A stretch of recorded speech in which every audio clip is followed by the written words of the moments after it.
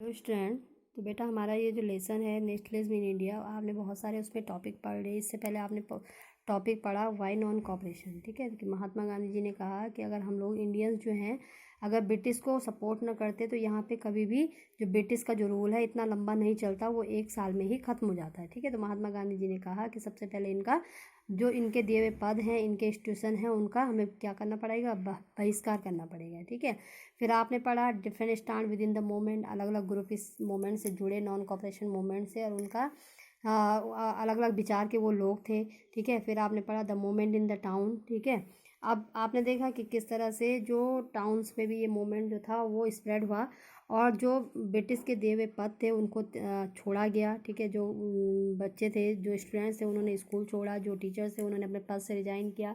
ठीक है, तो जो ब्रिटिश के जितने भी दिए हुए पद थे उनको छोड़ दिया गया। ठीक है, और जो ब्रिटिश का जो मिल का बना हुआ जो कपड़ा था उसको बाइकआउट किया गया, खादी का कपड़ा पहना गया। लेकिन ये कितने लंबे समय तक जो गरीब लोग हैं वो किस तरीके से अपना जो सॉरी जो ये मीन्स जो मिल का बना हुआ जो कपड़ा था उसका बाइकआउट कर सकते थे, क्योंकि खादी क्या था, बहुत एक्सपेंसिव था, हर कोई उसको अफोर्ड नहीं कर पा रहा था। ठीक है, तो उन्होंने ये धीरे धीरे क्या होने लगा, ये जो मोमेंट की जो रफ्तार थी वो धीमे पड़ने लगी। ठीक है, अब है बेटा अगला हमारा जो टॉपिक है वो है rebellion in the country side. जो रेविलियन है वो कंट्री साइड में। ठीक है, पहले तो केवल सिटीज़ में था, अब कहाँ भी होने लगा विरोध, सिटीज़ में भी, कंट्री साइड में भी होने लगा। ठीक है, from the cities the non cooperation movement spread to the countryside. ठीक है, अब ये जो सिटीज़ से जो नॉन कॉपरेशन मूवमेंट था वो स्प्रेड हुआ कंट्री साइड था। It Drew into its for the struggle of peasant and tribal. ठीक है, अलग अलग जगहों पे जो पीजेंट और ट्राइबल के जो मूवमेंट थे वो लगातार चल रहे थे। ठीक है, which were developing in different parts of India in the year after the war. ठीक है, अलग अलग जो डिफरेंट पार्ट ऑफ इंडिया में जो मूवमेंट थे ट्राइबल के, जो पीजेंट के, वो डेवलप होने लगे। ठीक है, अब हम अवध की बात करेंगे। In Awadh peasant were led by Baba Ramchandra. इस तरह से अवध में भी जो पीजेंट का एक मूवमेंट था, स्ट्रगल था, वो चल रहा था, जिसको लीड करने वाले कौन थे, बाबा Ramchandra. A sanyasi who had earlier been to Fiji, वो एक सन्यासी थे बाबा रामचंद्र, और जो क्या थे, पहले फिजी थे, और उन्होंने इंडेंजर लेबर के रूप में काम किया था। इंडेंजर लेबर होता है बेटा जब किसी व्यक्ति से काम तो करवाया जाता है लेकिन उसको कोई पेमेंट नहीं किया जाता, यानी विदाउट पेमेंट, ऐसा लेबर जो विदाउट पेमेंट होता है। ठीक है, the movement were was against Talukdar. ये जो मूवमेंट था पीजेंट का, जो ये मूवमेंट था वो किसके खिलाफ था, तालुकदार के खिलाफ था, एंड लैंडलॉर्ड के खिलाफ था, हु डिमांडेड फ्रॉम पीजेंट। जो लगातार जो ये लैंडलॉर्ड थे, ये जो तालुकदार थे, वो लगातार डिमांड कर रहे थे पीजेंट से एक्सोर्बिटेंटली हाई रेंट। ठीक है, उनसे लगातार बढ़े हुए जो रेंट, हाई रेंट थे, उसकी वो मांग कर रहे थे, and A variety of other चीज़ें, अलग अलग जो चीज़ें उनसे डिमांड कर रही थी। ठीक है, peasant had to be begar and work at landlords farm. और पीजेंट से कहा जाता था कि वो बेगार के रूप में काम करे लैंडलॉर्ड के फर्म में विदाउट एनी पेमेंट, और न ही उनको क्या दिया जाता था, कोई पेमेंट दिया जाता था। At tenant they had no security of tenure. ठीक है, उनसे फर्म में काम तो करवाया जाता था लेकिन उनका कोई उस खेत पे कोई अधिकार नहीं होता था। Being regularly evicted so that they could acquire no right over the lease land. अब वो जो पीजेंट्स थे उनको लीज पे लैंड तो दिया गया लेकिन उनका उस लैंड पे कोई अधिकार नहीं हो सकता, यानी कि वो उस लैंड पे अपना अधिकार नहीं जमा सकते थे। ठीक है, the peasant movement demanded reduction of revenue. अब जो पीजेंट्स थे उन्होंने मूवमेंट किया, इसलिए मूवमेंट किया कि जिससे कि जो बढ़े हुए रेंट थे, रेवेन्यू था, वो रिडक्शन हो सके। ठीक है, एवोल्यूशन ऑफ बेगार, भाई जो बेगार जो प्रथा थी, बेगार के रूप में उनसे काम करवाया जा रहा था, वो खत्म हो। And social boycott of oppressive landlord, और उन्होंने जो ऑपरेसिव लैंडलॉर्ड थे, यानी जो लैंडलॉर्ड उनको उनके साथ बुरा बर्ताव कर रहे थे, ठीक है, उनका उन्होंने बाइकआउट किया। ठीक है, इन मैनी प्लेसेस नाई, धोबी, बंदाज वर ऑर्गेनाइज। बहुत सारी जगहों में छोटे मोटे जो काम करने वाले थे, नाई थे, धोबी थे, बंदाज थे, वो ऑर्गेनाइज हुए, इकट्ठा हुए by panchayat to deprive landlord. और उन्होंने किसका विरोध किया, लैंडलॉर्ड का विरोध किया, of the services of even barber and washerman, और उनको अपनी सर्विस देने से इनकार कर दिया लैंडलॉर्ड को। ठीक है, यहाँ तक कि जो बार्बर थे और जो वाशरमैन थे उन्होंने भी लैंडलॉर्ड को अपनी सर्विस देने से इनकार कर दिया। In June 1920 Jawaharlal Nehru began going around the villages. अब 1920 में जवाहरलाल नेहरू जो थे उन्होंने अलग अलग वो गांव में गए और in Awadh talking to the villager, और वो अवध में भी गए, उन्होंने वहाँ पे जो गांव वाले थे उनसे बात की and trying to understand their grievances, और ट्राई किया, उन्होंने कोशिश की कि वो गांव वालों की जो मुसीबतें हैं उनको उनके बारे में जान सके। ठीक है। बाय अक्टूबर द अवध किसान सभा वॉज सेटअप। अक्टूबर में जो अवध किसान सभा थी उसको सेटअप किया गया, हेडेड बाय जवाहरलाल नेहरू, बाबा रामचंद, और इसके जो हेड थे उनको वो किसको बनाया गया, जवाहरलाल नेहरू और बाबा रामचंद, यानी कि उनकी अध्यक्षता में ये जो किसान सभा थी उसको सेटअप किया गया एंड ए फ्यू अदर, और उसके अलावा और भी लोग उसमें थे। ठीक है। विद इन ए मंथ, एक महीने के अंदर ही over 300 branches had been set up in villages around the region, और एक महीने के अंदर ही अवध के इर्द गिर्द, अवध के आस पास जो गांव थे, ठीक है, उनमें भी ये जो सभाएं थी वो सेटअप की गई। So when the non cooperation movement began, इसलिए जब नॉन कॉपरेशन मूवमेंट जो शुरू हुआ, the following year the effort of the Congress was integrate the Awadh peasant struggle into the wider struggle। ठीक है। तो जब ये क्या है, जो नॉन कॉपरेशन मूवमेंट था उसको लॉन्च किया गया, तो जो कांग्रेस पार्टी थी उन्होंने कोशिश की कि जो अवध के जो पीजेंट, अवध का जो पीजेंट स्ट्रगल है जो किसके खिलाफ था, तालुकदार और लैंडलॉर्ड के खिलाफ था, वो उनको भी वो अपने साथ ले सके। ठीक है। The peasant movement however developed in form that the Congress leadership was unhappy with. लेकिन जो ये पीजेंट का जो मूवमेंट था, अवध के पीजेंट का जो मूवमेंट था, इससे जो कांग्रेस के जो लीडर्स थे वो अनहैप्पी, उनका जो मूवमेंट करने का जो तरीका था वो उससे खुश नहीं थे कांग्रेस पार्टी। ठीक है।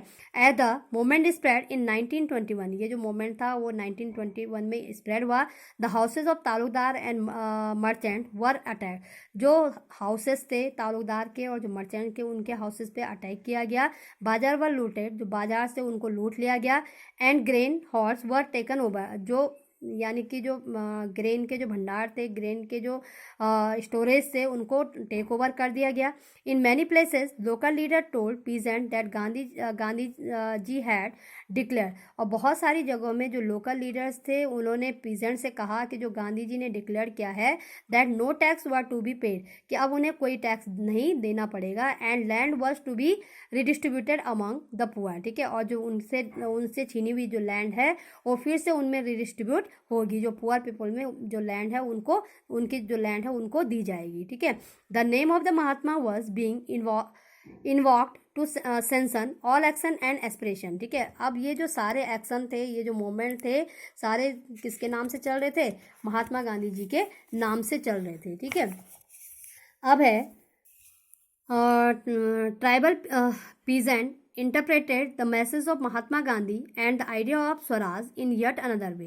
अब जो ट्राइबल पीजेंट्स थे उन्होंने महात्मा गांधी जी का जो ये मैसेज था उसको अलग तरीके से लिया। ठीक है। In the Gudem hill of Andhra Pradesh, एक तरफ आपने पढ़ा जो अवध में जो क्या था, पीजेंट का जो मूवमेंट था वो किसके खिलाफ था, तालुकदार और किसके खिलाफ था, तालुकदार और लैंडलॉर्ड के खिलाफ था। ठीक है। जो उनसे लगातार बढ़े हुए जो रेवेन्यू था वो ले रहे थे और उनसे बेगार के रूप में काम करवा रहे थे, तो उन्होंने इसको करने से इनकार कर दिया, इसका विरोध किया। अब दूसरी तरफ आप पढ़ोगे कि जो आंध्र प्रदेश का जो गोदम हिल था वहाँ पे जो ट्राइबल थे उनके मूवमेंट के बारे में आप पढ़ोगे। ठीक है। For instance a militant guerrilla movement spread, वहाँ पे जो मिलिटेंट गुरिल्ला मूवमेंट था वो स्प्रेड हुआ 1920 में। Not a form of struggle that the Congress could approve, ये वो स्ट्रगल था जिसको कांग्रेस ने अप्रूव नहीं किया था। ठीक है। Here as in other forest region, ठीक है, यहाँ पे भी अलग अलग जो फॉरेस्ट रीजन था उनकी तरह ही the colonial government had close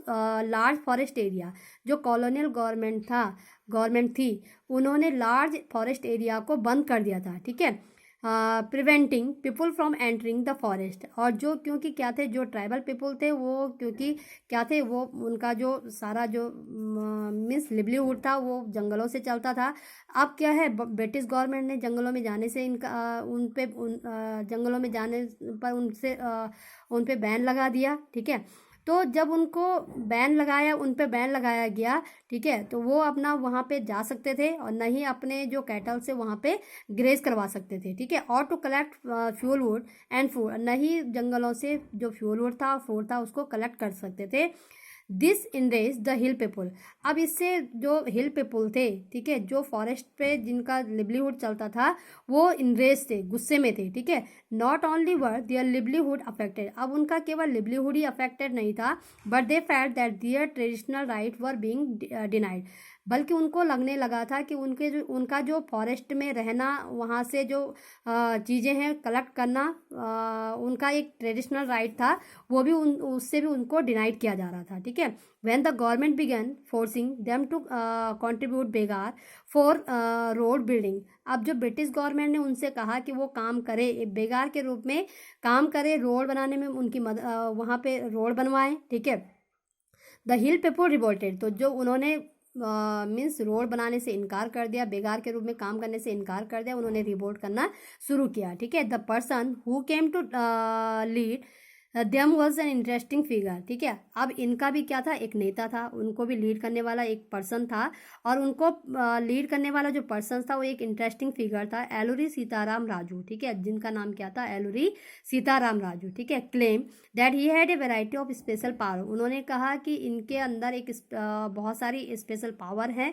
he could make correct astrological prediction, वो क्या कर सकते हैं, आगे आने वाले समय की प्रिडिक्शन कर सकते हैं, एंड हील पीपल, और लोगों को अच्छा कर सकते हैं, and he could survive even bullet shot, यहाँ तक कि अगर उनको गोली भी लग जाती है तो उसके बाद भी वो जिंदा हो सकते हैं, ठीक है। एलुरी सीताराम राजू के बारे में ऐसा कहा गया, ठीक है।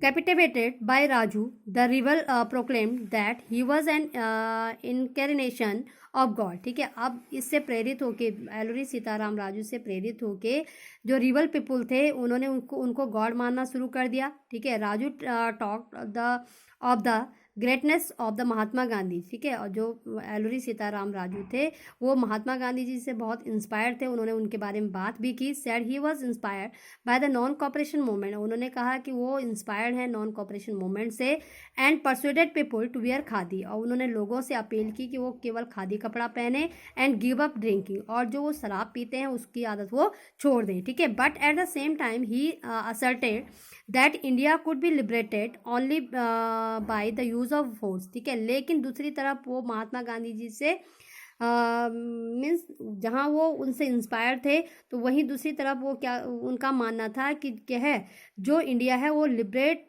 तब तक नहीं हो सकता है जब तक कि यहाँ पे वो means by the use of force, ठीक है, यानी जो इंडिया है वो केवल यूज़ ऑफ फोर्स से ही लिबरेट हो सकता है, नॉट नॉन वायलेंस, न कि किसी नॉन वायलेंस से, ठीक है। इसमें वो खिलाफ थे महात्मा गांधी जी के, ठीक है। इस उस पे द गोदम रेवल अटैक पुलिस स्टेशन, ठीक है। अब जो गोदम रेवल्स थे उन्होंने पुलिस स्टेशन पे अटैक किया।